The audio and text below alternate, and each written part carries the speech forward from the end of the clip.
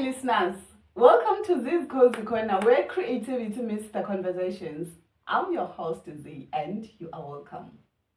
Guys, you know the story was. Before we do anything, let me remind you not to forget to subscribe, share to your friends and family. Wow! Today I'm with Umfundisi. I was asking him when ungumfundisi pastor, like I don't know. Uzositshela ngokwakhe. Umfundisi wama 2000. Yaphila njani? Blessed. Thank you.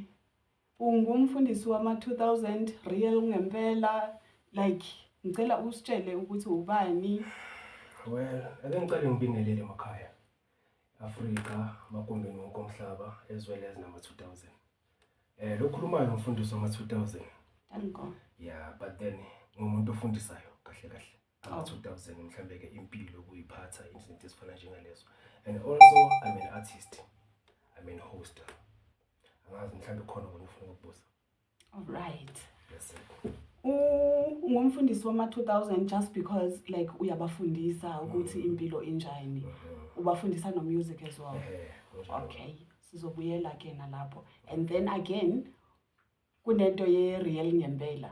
Yeah. What is I real ngempela? Kusho ukuthi ku real ngempela kuyimission egijimayo eMzansi by helping youth ama talent wabo. Esikhathini esiningi senza ama event. So we normally host ama big artists njengama celebrity. Then bese sithatha abantwana abancane mhlambe ke the new upcoming artist ukuthi at least ba share stage nama top artist wow. Celebrity. That's great. So it's part of promotion. Okay. Ngicela siyeke kanjalo naleyo ku standby. And then going back to umfundisi wama 2000. Umfundisi wama 2000 uthi ufundisa ama 2000 yempilo, right? As well as music ama talent wabo. Yes. Yini eyayenza ukuthi ubone labantwana labo ukuthi let me teach them, bafundisa ukuthi impilo enjani nokuthi for them ukuthi bakhule ku music. Ngayithatha nje ngiyibeke ngakimi, yabona? So ngathola i-calling from uNkulunkulu. So since nje ukukhula kwami nje I was struggling yabamba lento le since I'm an upcoming artist. So nasezindlini when I check kuba khona inkinga ngokuhlukahlukana yabamba lento le. Umuntu uzofound out ukuthi abantwana badinga umuntu ozobabonisa indlela. So kunalesisho le ukuthi indlela ibuzwa kwabadala. Oh yes. So nami bengifisa ukuthi ngalesa sikhathi lesa ngathi bekungavela umuntu omdala angibonisa indlela ukuthi uhamba kanjani because mina ekhaya first born. They are looking up to you. Yes, nakhuluma ngami first born. So that's why ke ngathi mangihamba ngikhula kanjena ongilethe found out ukuthi ngicine sengikhulisa abantwana basekhaya ngabafundisa and ukuhle futhi oyiwana khona ucedile isikole omunye next year uyenza grade 11 yebamba lento le. So kusho ukuthi ngibafundise kahle. So ngabona ukuthi lento le ayingaphelele ekhaya, anginike wonke umntwana okhona ezweni yebamba lento le. So that's why ngizama ukuthi at least wonke umntwana okhona eMzansi angalahli ithawula, avela focus kuma talent wakhe yebamba lento le. Because ngiyacabanga ukuthi italent umntwana lengamthatha limbeke kwenye level, because if ever mangaba focus ku talent nokuthola so wenza izinto ezirong. Yes. So but italent at least ngakuthatha libeke somewhere. Kunjalo ke sisona. Do you think ukuthatha abantwana aba from imizi ehlukene kubasiza ngokuthi bangabi bikho pregnant, laba bangamantombazana laba babakhipha ekubhemeni and everything? Yeah ne. Kona kunjalo kona siswami i-movement egijimayo at least yenza umntana ukuthi abe busy. Noma phuma esikolweni ngiyacabanga ukuthi azini mhlambe mangaba udlala ibhola kumele azama ukufocus ebholeni, yabona? So izinto mhlambe ezifana njengomjolo inani nokuchance bayincane. Yeah. Nabafana nakhona mhlambe ke kuba nzima ukuthi maphuma esikolweni ahamba yobhema ama drugs. At least mangabe ikhona isport nyana senzayo uyakwazi ukuthi abe busy ngaso yabona lento le njengawo futhi no music. Kodwa ku music angithanda ukuthi bafocus kakhulu. Okubalekile ukuthi umntana focus esikolweni. Wow man. Kunjalo ke siswami ke angazi ke you can go deeper ungibuze ngikhona. All right. Abantwana bayasuka kwindawo ngendawo ezi-different like okay uyenzela ikasi lakho kuphela lento le noma nabamanye amakasi bayabuya beze kuwe? I-Real ngempela i-global. Ngikhuluma I think inama-artist ayi-100 manje. What? So ina 10 years iphusha wona lo msebenzi ukusiza abantwana eMzansi. 10 years? Yes. Okay. E-KZN siyatholakala, eLimpopo siyatholakala. Imisebenzi eminingi siyenze khona la eJohannesburg, eGauteng. So sinokuthi masenza ama-event si-check ukuthi mhlambe ke imaphi ama-upcoming artist aseduze nala senza khona ama-event. Oh yes. But then ama-celebrity ke because siyababhuka abanankinga ke labo bantu labo. Yes. They can travel. Yeah. So kukanjalo ke siswa. Okay, tell me about as much as niyayenza lento lena and you have more than 100 artists and then obvious like for instance if kuzoyo kune gig kuleyo ndawo leyo kumele ukuthi uwa transport ama artists or ayazi transport ukuya kwi gig? Well, kahle we normally pay ama artist ne but then ama upcoming artist siba provider nge transportation manje. Okay. Yeah, cause manje kenzeka ukuthi mhlambe ke umuntu uba nemali ukugibela ukuthi eze ku venue then after venue uthola ukuthi uyastruggle for transportation. So thina since senza ama event that's why ama event wethu singawayenzi for free. Senze ukuthi at least ube khona imali so that you can be able to pay ama celebrities because must book ama celebrities we normally give them half price. Then the other money is banikeza after event. So kuba khona imadlanyana ekhona obvious during the event kuba khona ama refreshment izinto ezifana njengalezo. So kuba khona imali esalayo esikhona ukuthi size wona ama upcoming artists via transportation money. So siyawa promote ama upcoming artists siswami. So automatic makazoshare i-stage ne-top artist naye sekaphakeme. People they can recognize ukuthi exactly lona ubhizi kakhulu. And now uyakwazi ukuthola ama bookings as individuals. You understand le nto leyo. So sisebenza kanjalo nje ngendlela ehlukahlukene. Wow, that's nice. It's a nice movement. It's a nice movement and besithanda ukuthi abazali basupport kakhulu. Nala kuma Facebook, YouTube.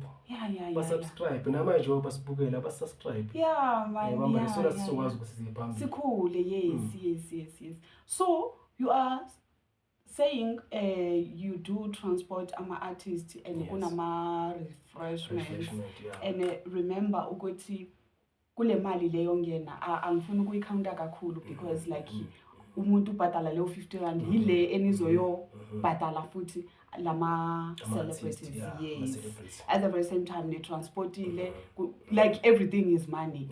So ndifuna ukwazi ukuthi kukhona abantu abanisizayo abafaka isandla ukuthi okay guys you are doing a very good job. Nibalekisa abantwana estradeni niyakhulisa ama artists angakhoniyo ukubonwa niyenza ukuthi mawa recognizewe then thatha uhlanganisa naleyo nto leyo nayo. Siswami as lo mbuzo ubuzayo unzima kakhulu since iqalile Real ngempela it was ngempela entertainment before. Oh okay. Sayichinja sayibiza ukuthi Real ngempela but the profile is the same. Okay. Since from the start I'm the one umuntu bekayenza yonke lento le ngiyami imali esikhwameni ebamba lento le so I didn't get any sponsor or mhlambe umunye umuntu mhlambe uzofaka isandla. Kungasikudala I think it was this year early we did try to make ama online donation. Oh yes. Yeah, because azange sibe nama event amaningi this year. Yes. Yeah, due to ukuthi i-company bengasana imali nami bengasana imali kahle self. So guess what? There's no one who give us a donation. Only few South African people abasinikeza ama donation. The most abantu abasinikeza ama donation are the outsiders. So yona i-challenge besidibana nayo nje all along since isihamba. So but then akunankinga ngoba lo msebenzi esiwenzayo umsebenzi enginikeza uNkulunkulu. Yes. So ngalethemba ukuthi yonke into eyenzakayo iyenzeka ngepurpose. Ngentando yakaNkulunkulu. Yes, that's great. Since kena uNkulunkulu vele uyayazi angeke akuthatha akubeke kuleyo position engayazi ukuthi uzohlanganisa ini nani. I was hoping ukuthi uzothi uyasizwa ngama departments athile. Ukila wa try maybe i department of arts and culture. No, I didn't try it but then there's a certain step that I'm supposed to do. Okay. Kwamanje sisebhizi nge-NPO. Oh, okay. Ngiyabona ukuthi at least ngingizama ukurecruiter ngibe nama-board members. Yes. At least imqondo ibe mningi. Yeah. Because uNkulunkulu uyivulile indlela, wasibonisa ukukhanya, wasibonisa indlela ukuthi kumele sihambe kanjani. So lo msebenzi mkhulu. Akumelanga mkhulu kakhulu.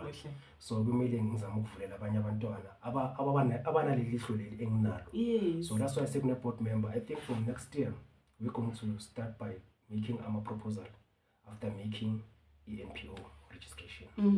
Kwamanje kusesebhithiwa Ltd. All right. Private company.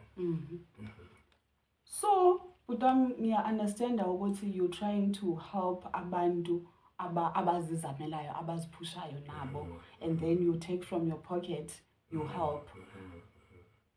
Out of yonke lento lena, I understand ukuthi uthunyiwe, like uthunyiwe wena uNkulunkulu ukuthi izosiza abantu, but then like kukhona wena personally ke manje into oyizuzayo, like kuba khona ukuthi uthole imali thizeni in as I said before, ukuthi lo msebenzi nangiwenza ngwenzela abantu. You understand? As I said before, ukuthi lo msebenzi ngwenzela abantu. There's nothing engitholayo. uNkulunkulu uthi sibusisekile isandla esiphayo kumele sisamukelayo. So lucky enough angisweli lutho. Since ngihamba yonke le ndlela uNkulunkulu kwangibusisela elifini kaningi yabamba, and I do believe ukuthi usazongibusisa. Abantu bayazibuza ukuthi how come lona abanemizi engaka, how come lona abaneimoto ezinhle kangaka.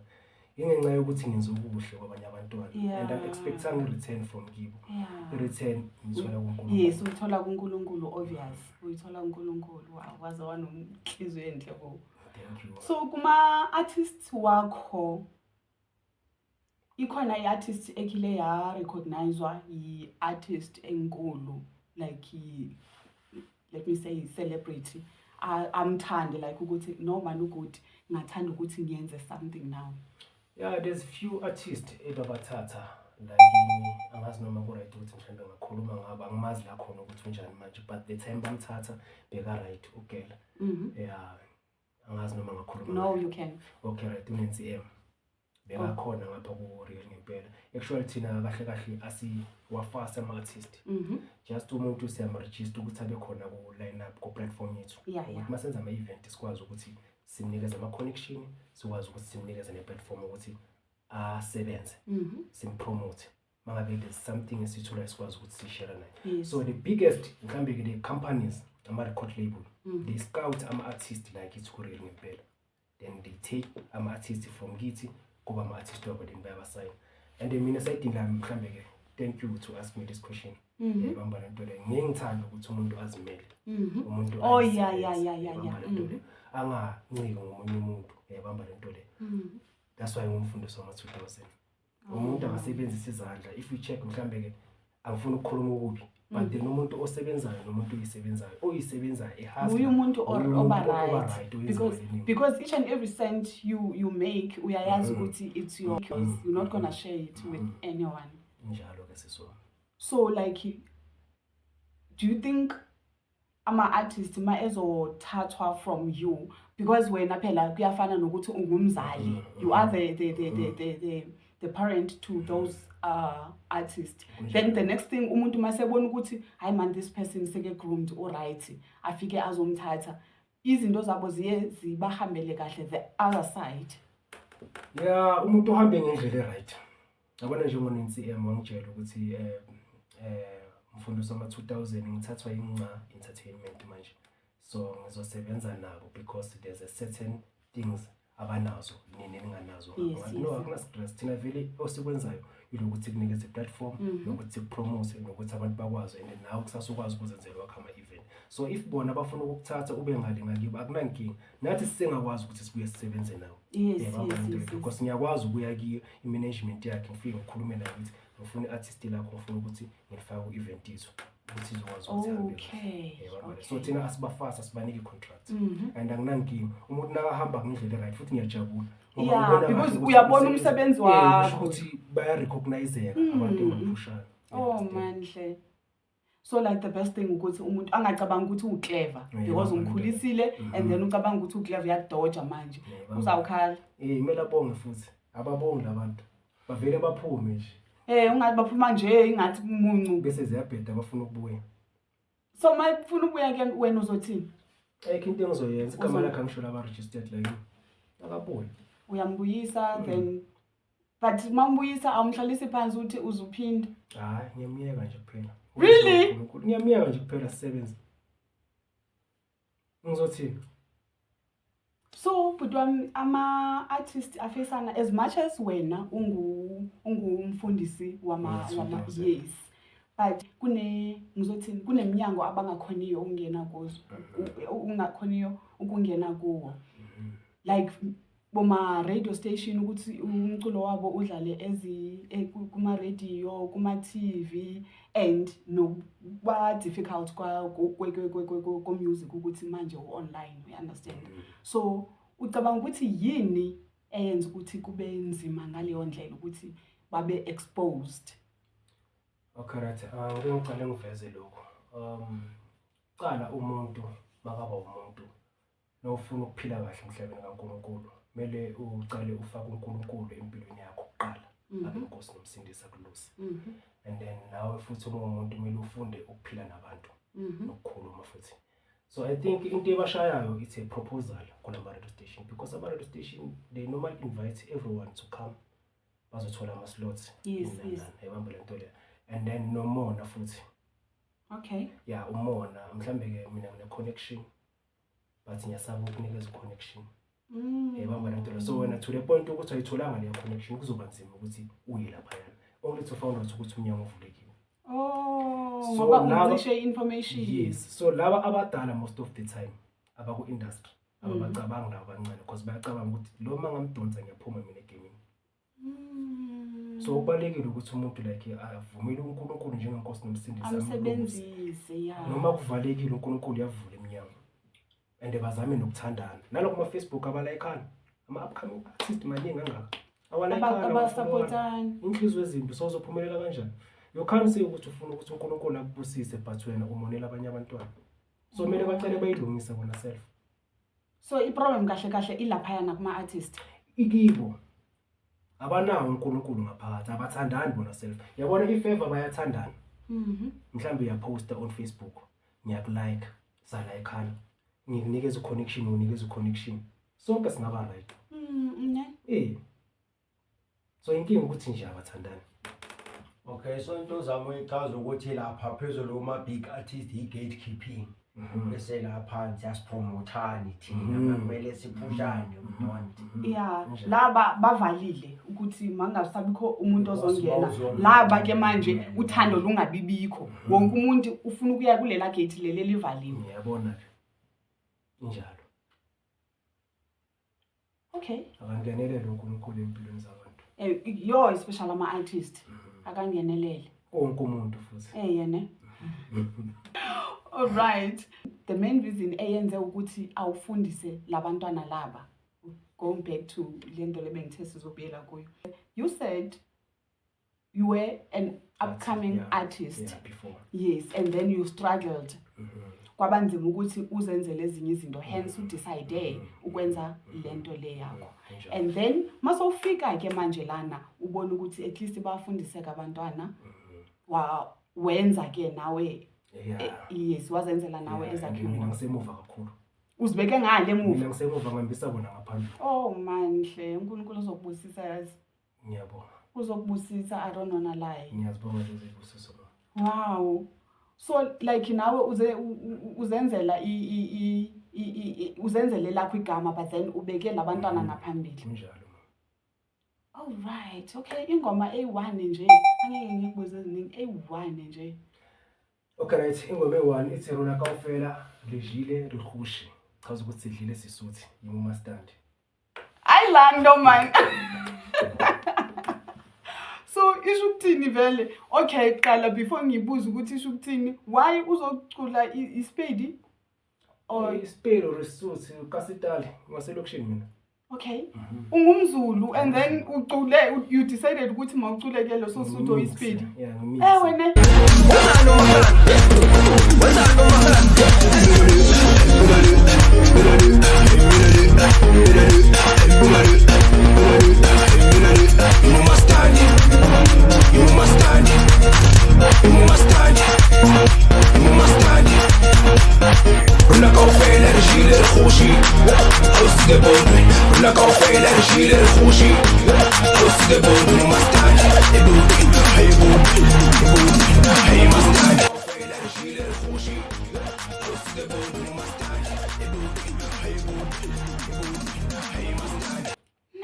Kasitali. Yay. All right. Kasitali. Oh, that's great. That's great because like kunqabile ukuthi umuntu athi ngumZulu acule ngenye ilanguage. Kuyenzakala kona but then like yini music wakho? Well, mina ngisakhula I was doing a gospel. I'm a vocalist. Oh, really? Yeah, so since But yeah, ikufanele ulunge too much. So since ngiphusha ama-artist ngigcine nami sengiba versatile. Okay. Sengicula wonke ama-genre khona kwaito, khona ku-piano, khona kuculo. Ingoma zami ezitrendayo manje vele seqhuma ne-gospel afro nayo ngiyayishaya. Okay. Ngiyafundisa at the same time ngiyafunda nami. Njalo. Okay, that's great. All right, Butwami, ngiyakuzwa. Khona amanye ama-movements busy now? Yeah, akhona cause uma umuntu kumele angibheke into eyi-one. Oh yes. Yeah, so nginamanye ama-page laphayana on Facebook. Real Ngempela Store, kula ngithengisa khona izinto. Ne-brand yami engithengisayo. And I'm also doing ama-drinks. Like this one le yakho le. So nami nginayo yami iyatholakala lapha kuleya shop le. Awuphathanga manje? Hayi manje ngiphethanga. Okay. Then nginokunikeza abantu mhlambe ke izinto for free. I'm not saying for free. Ngama-less price. Njengeyidandi like kanje unokuthola ama-connections since I'm traveling. Okay. Ngithengisa idandi, ngithengisa izindlu like yonke into ethengiseka ngiyithengisa lapha ku Facebook. Oh, really? Yes. And ngama-less price. Bafethu, akunamuntu ofuna umuzi lapho. Come on guys, asingabe homeless. Oh, ziningi hleni izinto ozipushayo yazi. Ziningi mntana sekhaya. Ziningi kakhulu. Okay, all right. Interesting. I think somewhere ngabona kuma-page wakhe ngathi udila nangama-iPhone futhi. Yeah, nangama-iPhone ayatholakala nawo. Oningi. Kahle mina ngisebenza kasona siswami. Kunama-small businesses, yabona? Mhlambe ke abantu abasebenzela amakhampani athizeni athengisayo amafoni. Ebese uza kimi because uyabona ukuthi i-movement yami iyagijima kakhulu. Oh yes. Ebese uza kimi uyangicela ukuthi ke ngimpushele kukhona i-percentage ethizeni engizoyithola. And bese sizama ukukhuluma from lapho ke mina naye. Okay. So that's why itholakala amafoni kule movement engiyenzayo. Okay, so you mean if kuna something engiyidayisayo ne? Ngithatha leyo product ngitshele ngayo and then uthi ke na wena ngiyayithatha sikhulumisane ke manje ngale ngokuthi wena uzothola ini. Ukuthi sophilisana kanjani? Okay. And ama products ayahamba ke? Ayahamba. Is it? Ayahamba abantu bayafona this and that. Ngiya forward nje kuphela. That's it. Ne? That's my job. Okay, I think I love it. Ngiyayithanda. That's it. Bafethu, if une product oyifunayo sizothola ama details wakhe mase siyivala i-episode. If une product ohalela ukuyiphusha nawe ungamcontacta ngaleyo ndlela ke sizokhuluma ngayo. I don't know, but then if you have something then you are safe uzophushela because ukuphusha i-business kunzima especially mawusesemusha. Kuba nzima kakhulu. Kuba nzima mawusesemusha. Kumele wazi ube connected. Wena soma ngane connection vele kuba nzima. Kune construction again obusy ngayo. Ubhizi ngayo. Yeah, ngicela ngayo. Well, lapho ngikuthola ama-job kakhulu ezindlini zebelungu kuma-construction. Page la khona nalo khona ku-Facebook. It is Ngempela SA Construction. Oh, yeah, okay. So ngikuthola ama-job mhlambe ke ama-tiles, building, bamba lento painting, any job nje under construction I do. So ngipartnerisha nomunye usisi nje engingize ngimbize igama. All right. Uyena onokubambisana naye ngawo lo msebenzi lo. again kulo msebenzi lona kukhona into like youth egainayo like things like ukuthi baya makukhona lo msebenzi lo uyababiza ukuthi especially njengama artist angisho sifana singabantu khona lapho kuma artist kuba khona abanye abanokujela esayidini nemfundisi sicela umsebenzi inana so mhlambe masithole i-10 siyakwazi ukuthi sibadonsa. Oh yes. Sibani how many years asho ukuthi la ukuphi nendawo yasho then bese siyabadonsa ke sibanikeza umsebenzi. Okay, apha kulama artist wakho would you love ukuba na like for instance kune artist lapha yana ekhaya manje ebhekile and uyabona ukuthi I would love ukuthi ngibe part yale movement. Yes. Like afuna ukusebenza nawe abe under i-real ngempela and everything. Uyabamkela abantu abanjalo? Yeah, ngiyabamukela kakhulu. So bazongithola ku Facebook if ever bayangidinga yabamba into le. So ku Facebook kune page lethu vele lesenza ngalo ama event. It is ngempela festival tour. Mo search nje ku Facebook la vele. So mangasiloko mhlambe angangithola ku Instagram. Okay. Nakhona ngiyatholakala ku TikTok. Ku TikTok ngibhizi futhi kaningi. Okay. Ngempela store. Real ngempela store engithusi. Okay. Yeah. Then angeke ngikhipha ama number phone wami. Nani. Kuthiwa niyahlupa. All right Bhutwami, kune event othe isendleleni manje like uthe futhi not before this week. So I think kune post ekumele iphume. I think izophuma on Sunday this week. Sunday tomorrow. Already sekunama artist akhona, but then since sizoyenza ama event so until December, I think ispace sesisining for ama new upcoming artist. Ezingishilo ukuthi ngitholakala kuma page Instagram na ku TikTok na ku Facebook ngempela festival. So mabazo text nje lapha ku Facebook bangibhalele nje i-message ngizokwazi ukubona mina. Yabamba lento le. So ama event I think ay6 or 5 event ezayo ne. Ezayo. Ama upcoming artists avumelekile because okay right ngalo ukuthi mhlambe le event esiyenzayo senzele ukuthi kube khona injabulo ngempela, but then nabo badinga i-exposure. So they have the right to bang text then bese sibabhekile slot. Okay, so nayi ke manje artist ifuna ukuba khona kwenye yaloma event, yini into ozoyidinga kwi-artist? Yeah, depend. Kwamanje esikhathini esiningi like ama artist amaningi bongaregister ngemali 500 because umsebenzi owenzayo mningi. Yonke into esiyenza idinga imali. Kodwa kwamanje angidingi lutho. Truly speaking. Blessed. I post yaphuma bafethu maduzane yaphuma ipost. Nami nje bengicabanga ukuvela nje ku post ngoba ngiyabona ukuthi line up iyashisa line up kakhulu bafethu. Ngiyacabanga ukuthi nje bakhona abafuna ukuba khona kulama event esinawo.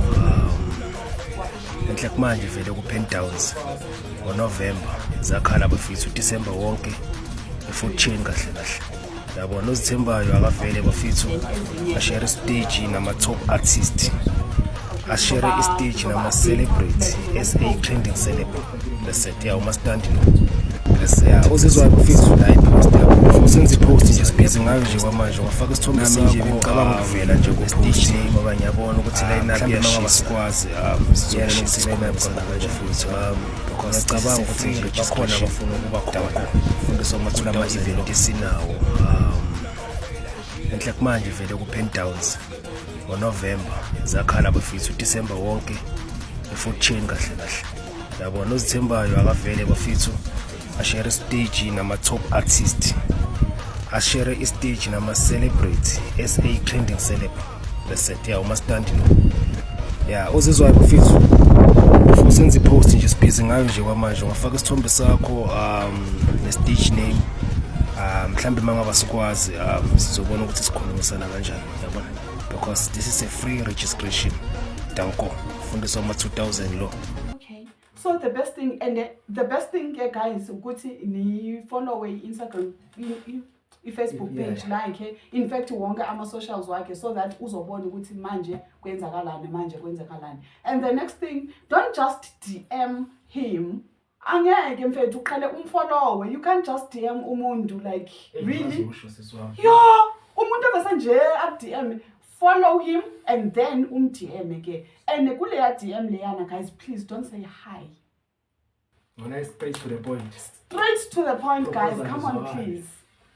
Kuzo zonke YouTube, Instagram, Facebook, ngikhalana ukuthi WhatsApp because unsubscribe. But then guys, like subscribe is free guys. Why are we not supporting each other hlena? Subscribe, share, follow so that like like lo muntu lana niyabona ukuthi uyangisiza, uzosiza mahala. So like why not? So no hi. Just go straight to the point. Othe hi umblock okanye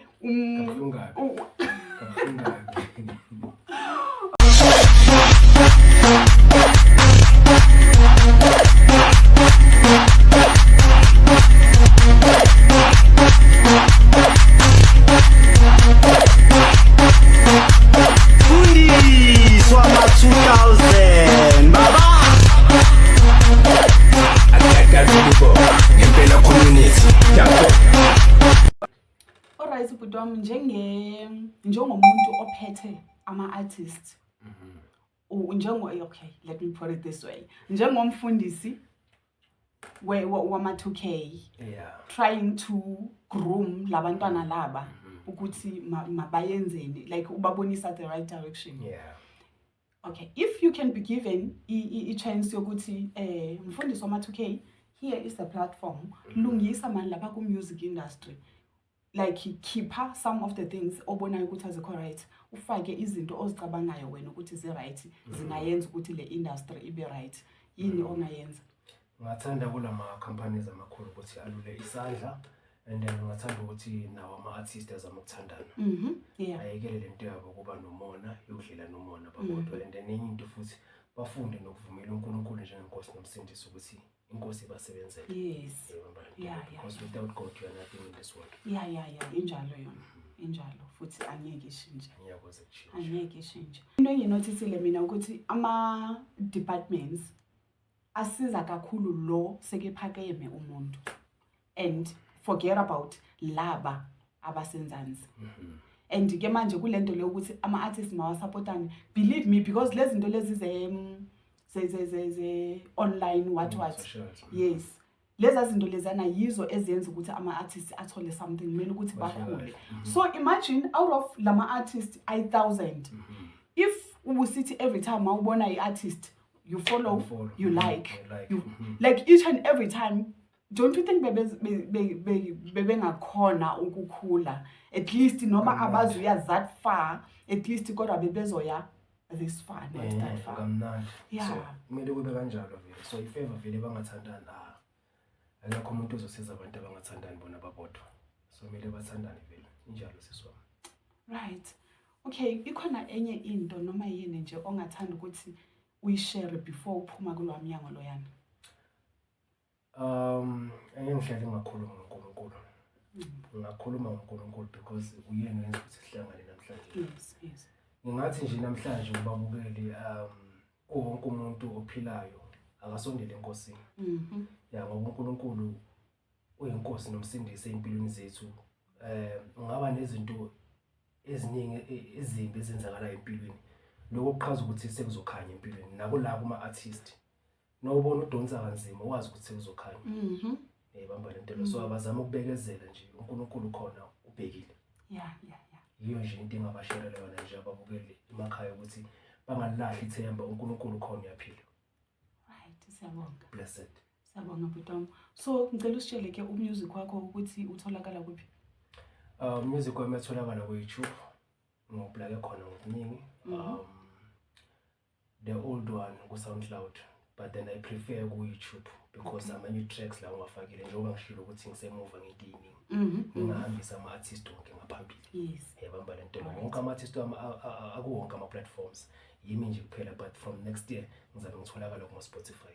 Okay, so ku YouTube utholakala njengoba PCM_SA. PCM_SA. Alright. Ku Facebook wakho konje? nakhona ngo-PCM_SA or mhlambe ungaya kwelinye page la nginokushumayela khona Prophet Comforter 2 then bese ke elinye page le industry ngempela festival tour Ngempela festival festival amaningi yeah okay ele industry it's Ngempela festival tour el personal is PCM_SA and then ileli oshumayela kulo PR Prophet Comforter 2 okay elipheli A1 alikho elinye page Alikho ne elinye page. and then kube ile na le La real ngithengisa Ngempela khona. construction ithi Real Ngempela store kula ngithengisa khona online real Ngempela store yeah Real Ngempela store then bese kuba khona leli Ngempela SA construction ililo msebenzi elomsebenzi leyo kuma TikTok Instagram yeah TikTok nekwi Instagram TikTok it is Real Ngempela store mhm or Real Ngempela mission mhm TikTok leyo and then ku Instagram Ngempela mission Ngempela mission alright so umuntu okufunayo lapha yana like ziningi izinto esikhulume ngazo Yeah. maybe udayisa lama products maybe ufuna ukuthi abe yi-part ye artist and banenhlanhla ke futhi I mean i-part yalama events ezayo kumele ukuthi ba-DM on your Facebook on Facebook or TikTok or mhlambe ku email yabona Okay. email yami bengakayisho yes ibongeka yisho mduduzi@terrorist1@gmail.com Mduduzi terrorist1@gmail.com okay blessed.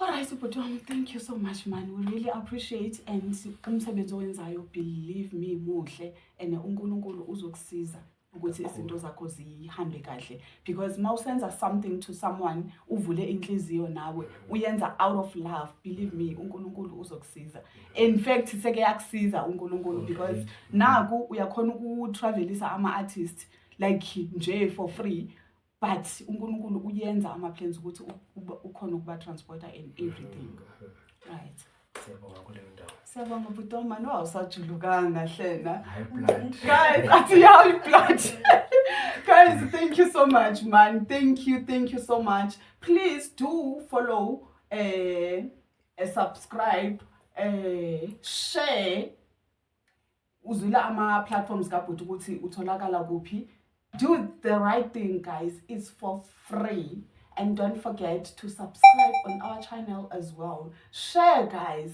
you will never know maybe this episode ingafikeleza lezi right so let's catch up on our next episode danko